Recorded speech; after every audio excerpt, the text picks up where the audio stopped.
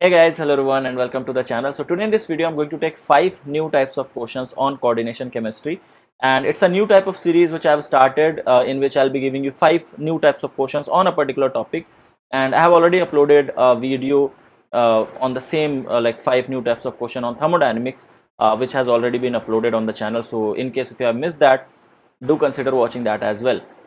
Now let's talk about coordination chemistry. I'll be taking 5 different types of questions and we'll try to solve them up, and we'll see that what is the concept behind that, right? Now before going into the video, let me tell you that I teach for CSIR NET and GATE exam live on the Unacademy Plus platform. More about Unacademy at the later part of this video. Now without wasting any time, let's continue with our video.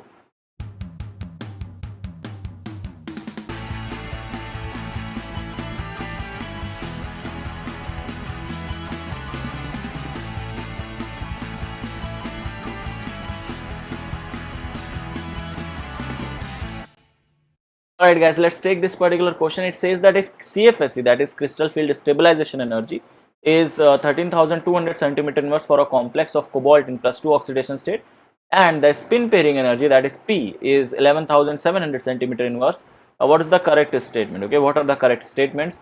Statement 1 says that the complex is low spin complex. Second statement says that it's a high spin complex.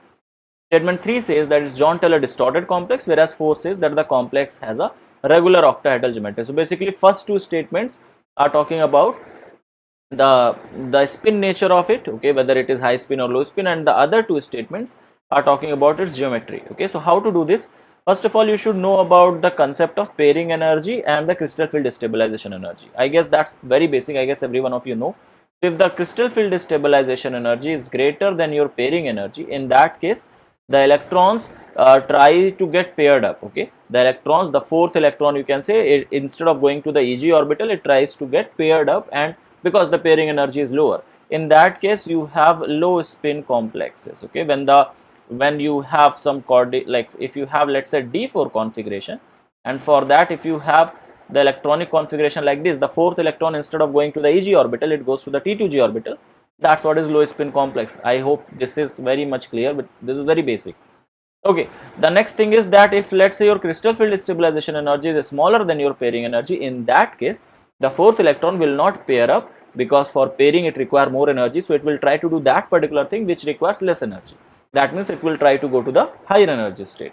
So in that case high spin complexes are formed, and in that case your electronic configuration, this I am doing for only for d4. Okay, I have just told you for d4 configuration. So this is how d4 will be filled. Now here, since you can see that CFSE is 13,200 centimeter inverse and pairing energy is 11,700 inverse, that means your crystal field stabilization energy is greater than your pairing energy, right? So that means the whole values are telling you that the complex need to be a low spin complex. That means statement number 1 becomes correct and statement 2 is incorrect. So you can cancel out wherever you have statement 2. So option C and option D can be cancelled out now. The next thing is about the geometry. So the geometry will be decided based upon the complex. So here we have cobalt in +2 oxidation state. Now you know these are D7 configuration, and you have to make in the octahedral field. You have to make them, because they are talking about octahedral. So you have to make them the D7 in the low spin form. Okay, so you are going to fill the D7 in the low spin form as this. So 1, 2, 3, 4, 5, 6 and 7. Now this is your Eg orbital, this is your T2G orbital. You know that when your Eg orbital is asymmetrically filled, in that case there is a chances of a strong Jahn-Teller distortion. Now if in case you don't know about Jahn-Teller distortion, I have made a video on that. I'll give you in the I button. Okay, you can watch that video. So Jahn-Teller distortion is going to be really very high over here, and that's why the complex is going to be Jahn-Teller distorted. So statement number 3 is correct, statement 4 is wrong. The complex does not have a regular octahedral geometry. Because of Jahn-Teller distortion, it's going to have distorted octahedral geometry. Okay, it will be either tetragonally elongated or it will be tetragonally compressed. Okay, so that means statement number 1 and statement number 3 both are correct. Correct option becomes your option number A. Alright, okay, let's go to the next question then. Alright guys, let's talk about this particular question. It says which of the following complexes has least molar absorptivity, that is epsilon value. Now you have 3 different complexes. First is COH2O6 2+, that is cobalt in +2 oxidation state, MnCl4 2-, and then you have MnH2O6 2+. So basically the first one is your cobalt in +2 state in the octahedral field. Here you have manganese in +2 oxidation state in tetrahedral field, and here again you have manganese in +2 state in octahedral field. Now you know cobalt is a D7 species and this one is going to be a high spin complex, alright. So let's fill it. So D7 will be filled something like this. Alright, this is how it will be filled. Talking about the second one, that is MnCl4 2 minus, this is going to be a tetrahedral field and that's why this is going to be filled, and it's a D5 complex and that too D5 and that too high spin, so this will be filled something like this, okay. And the third one is your aqua complex of manganese, so MnH2O6 and +2. Over here manganese is in +2 oxidation state, so it's again D5 in your high spin complex. So again this will be filled like in the octahedral field like this. Now you have to assign that what type of transitions are allowed here. So over here in the cobalt complex, this is a spin allowed transition, right? Because when you are doing the transition, spin is not going to change. You can just take the reverse spin electron and you can do this transition easily. And this is Laporte forbidden, okay. So Laporte forbidden, because you know DD transitions are Laporte forbidden, and especially if you have a symmetrical arrangement like octahedral geometry. So over there Laporte forbidden it is. Now talking about this, this is a spin forbidden, right? This is a spin forbidden, but it is Laporte partially allowed.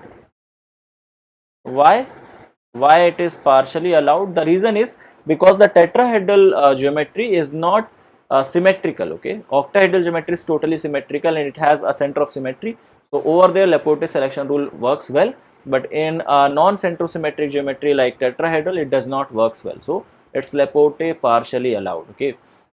Talking about this last one, that is C, this one is going to be spin forbidden because the spin is going to change if you do the transition. So spin forbidden and Laporte both forbidden, so spin and Laporte both forbidden, okay. So if you get something like this which is spin forbidden also and which is Laporte forbidden also, in that case the transition is not allowed, it's not at all allowed. So if the transition is not allowed, your absorptivity will be least, it is not going to absorb the light to do the transition, and that's why the least molar absorptivity is going to be in option number C. Now which is going to be the highest one? If it would be the question, then option number A would be the answer. This is going to be the highest one because this is spin allowed, so you have to give more priority to the spin allowed than your Laporte allowed, okay. So this is how it will be done. All right, let's go to the next question then. All right guys, let's talk about this question here. It says which of the following is true for FeF63 minus and CuF63 minus. Now the first statement says that CuF63 minus is colored while FeF63 minus is colorless. Second says CuF63 minus is colorless while FeF63 minus is colored. Third says both of them are colored, whereas fourth says that both of them are colorless. We have to understand about them, like what type of transitions they undergo and which one will be colored and which will not be colored, okay. So the color of the complex depends upon two factors.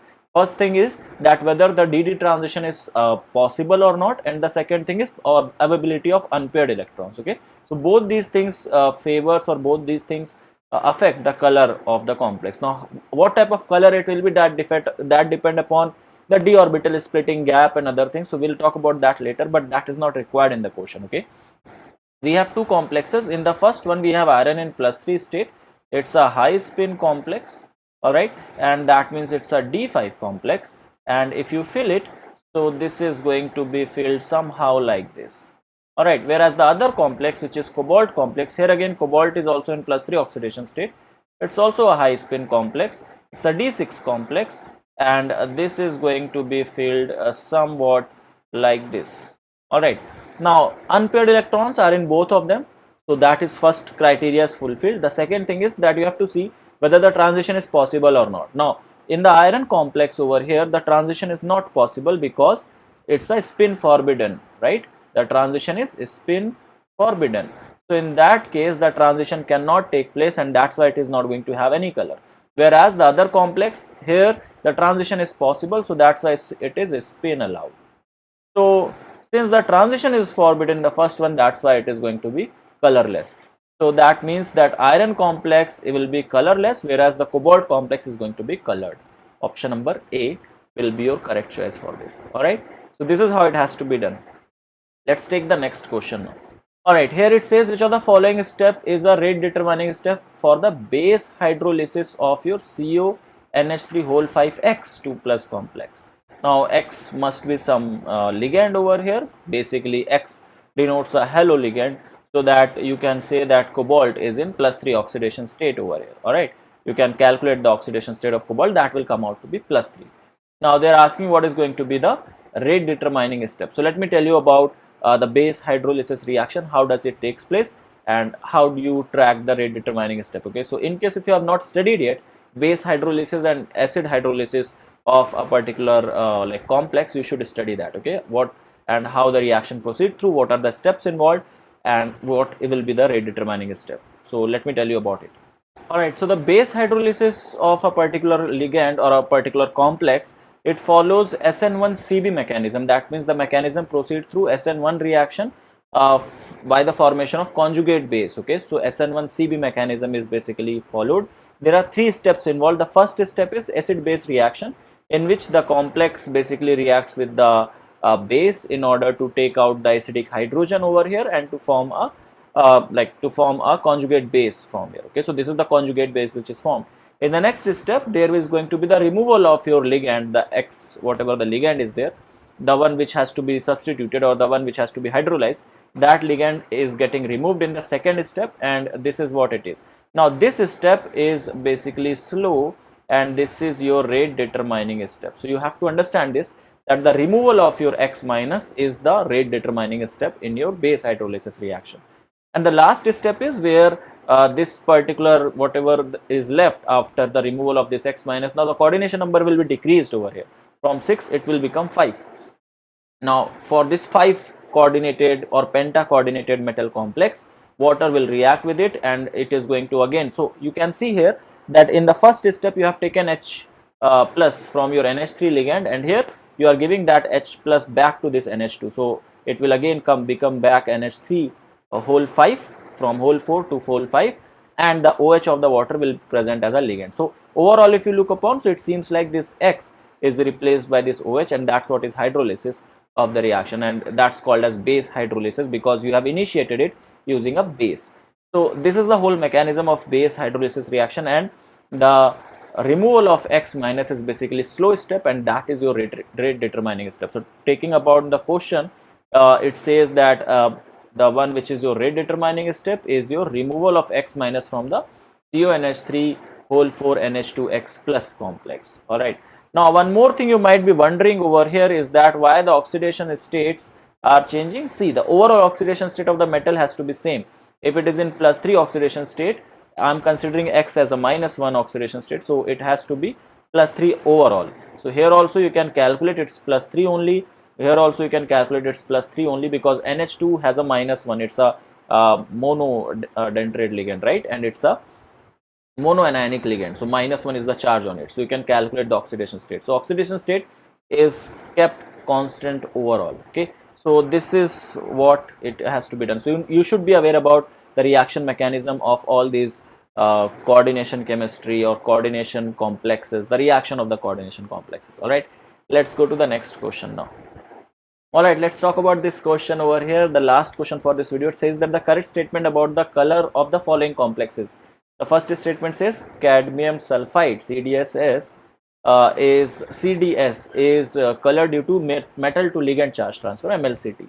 Second says MO2 Cl84 minus is colored due to pi to pi star transition. The third one says Ru2NH310 PYZ5 plus is colored due to metal charge transfer, and the fourth one says red lead is colored due to metal to ligand charge transfer. We have to tell that which of them is correct. So the first one, let's try to talk about one by one. So CDS, here cadmium is in +2 oxidation state and it's a stable oxidation state, right? It's just below your zinc, so it's a D10 configuration basically.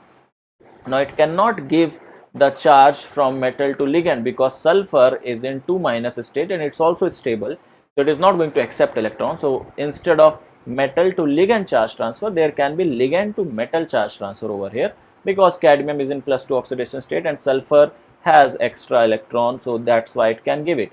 So it's not MLCT, but it is LMCT in the case of CDS. All right. So the first statement is incorrect. The second one says that MO2Cl8 4 minus. Now these are certain complexes which you might have studied in organometallic compounds, where we study about the delta bonds, where 4 bonds are there between two metals. So if you calculate the number of metal bonds, you will get 4 metal bonds here. Okay, 4 metal bonds, and they include your delta bonds. And whenever you have delta bond, the color is basically due to delta star transition. So instead of pi to pi star, it's actually delta to delta star transition. So that's why statement number B is also incorrect. Statement number D, which says that red lead is colored due to metal to ligand charge transfer. Now red lead, in case if you don't know about red lead is a lead oxide. So it's Pb3O4, where lead is in two different oxidation state. Lead is in +2 also, and it is in +3 also. So the charge transfer takes place between the two different oxidation states of lead from +2 to +3. So that is a case of intervalence charge transfer, or you can say metal to metal charge transfer. Okay, so the D option is also incorrect. It's not metal to ligand charge transfer, it is metal to metal charge transfer. And the statement number C, which is the correct one, it says here ruthenium complex is there, and it's a like the metal, there are two metals over here, and it's given that it is due to metal charge transfer. So yes, metal to metal charge transfer takes place here. Ruthenium does the charge transfer from one of the metal center to the other in order to maintain the oxidation state overall. Okay, so this is one of the complex where metal to metal charge transfer takes place. So option number C is the correct option for this. All right, so these were 5 different questions on coordination chemistry. I'll bring some more questions on coordination because I know it's a big topic. 5 questions are not sufficient to do that, but yet I have just initiated this, so that's what it was. So I hope you guys understood, and I hope you guys got to know some new concepts in this particular video. Before ending the video, let me tell you about my classes which are running live on Unacademy Plus. So in case if you want to take online classes for your CSIR NET or GATE preparation, you can join my classes on Unacademy Plus. My classes are free also, and they are also paid classes. Free classes, you can access them by just putting my referral code, that is N_Huda, while opening the class, or you can access my paid classes by taking Unacademy Plus subscription. Remember, the paid classes have their own benefits. They are regular, they are well scheduled, and they are well managed. You also get a doubt clearing session with the paid classes, and also you get mock test along with them. Okay, so in case if you want to join, you can join my paid classes as well on the Unacademy Plus platform. Remember, while taking the Unacademy Plus subscription, use my referral code, that is N_Huda. Now that's all for this video. I hope you like it, and I hope you guys have understood it well. So I'll see you in the next video. Till then, have a great day. Bye bye.